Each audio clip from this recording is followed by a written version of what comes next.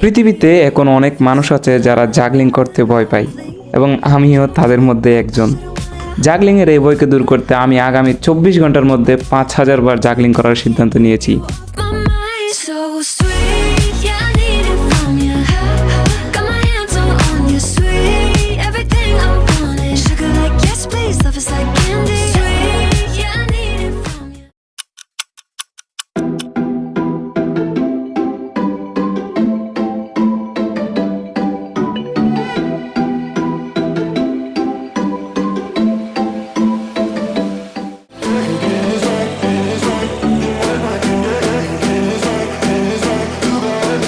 চ্যালেঞ্জটা শুনতে যতটা সহজ মনে হচ্ছে অতটা সহজ আসলে ছিল না, কারণ সময়ের সাথে সাথে আমি বুঝতে পারছিলাম যে আমার সামনে অনেক সমস্যায় অপেক্ষা করছে।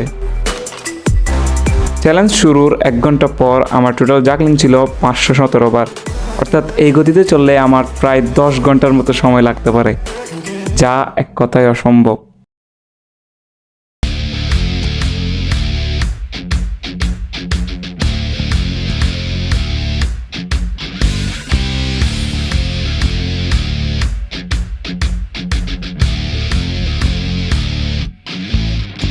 দুই ঘন্টা শেষে আমার টোটাল জাগলিং ছিল 815, যা আগের 1 ঘন্টার তুলনায় অনেকটাই কম।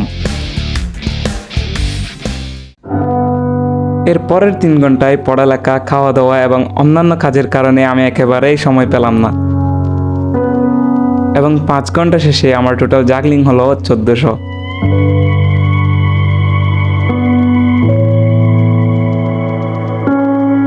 সারাদিনের ক্লান্তি এবং রাতে যেহেতু জাগলিং করা পসিবল না, তাই চ্যালেঞ্জের 5 ঘন্টা 19 মিনিটের মাথায় আমি ঘুমাতে চলে গেলাম। কিন্তু যখন আমি ঘুম থেকে উঠলাম তখন দেখলাম যে অলরেডি চ্যালেঞ্জের 15 ঘন্টা 37 মিনিট শেষ। এরপর ব্রেকফাস্ট এবং পড়ালেখার মাঝে আরও 1 ঘন্টা 30 মিনিট সময় চলে গেল।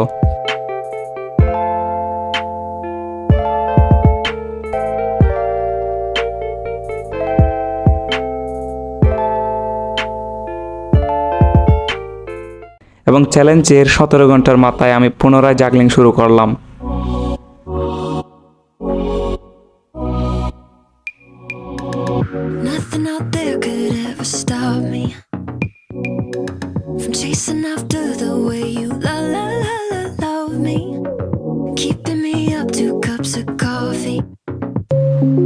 টোটাল প্রায় 2000 বার জাগলিং করার পর আমার খুব বাজে অনুভূতি হচ্ছিল এবং সবসময় একটা কথাই মাথা আসছিল, ইম্পসিবল। কিন্তু চ্যালেঞ্জের 20 ঘন্টার মাথায় যখন আমি দেখলাম যে টোটাল জাগলিং 3267 পৌঁছে গিয়েছে, তখন মনে হচ্ছিল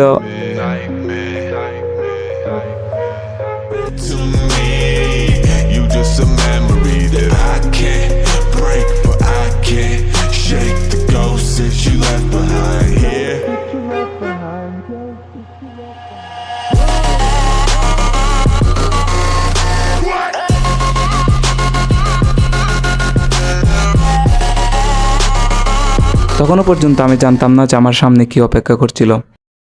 পুরো চ্যালেঞ্জ জুড়ে আমার একটাই ভয় ছিল, কোনো রিলেটিভ যদি বাসায় আসে তাহলে এই চ্যালেঞ্জ অনেক বেশি কঠিন হয়ে যাবে।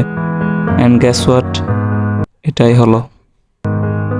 আগামী 3 ঘন্টা আমি মাত্র 400 এর মতো জাগলিং করার সুযোগ পেলাম এবং 23 ঘন্টা পর আমার টোটাল জাগলিং হলো 3650। আর মাত্র 1 ঘন্টা বাকি এবং আমাকে আরও 1350 এর মতো জাগলিং করতে হবে।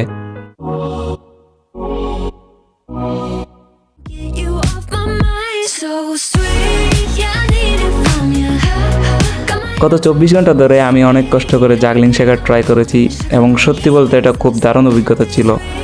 জাগলিংয়ে আমার অপারদর্শিতা চ্যালেঞ্জটাকে অনেক বেশি কঠিন করে দিয়েছে। তবে সব কিছুর পর আমি একটা স্কোর করেছি এবং আমার স্কোর চ্যালেঞ্জটা কমপ্লিট করার জন্য যথেষ্টই ছিল।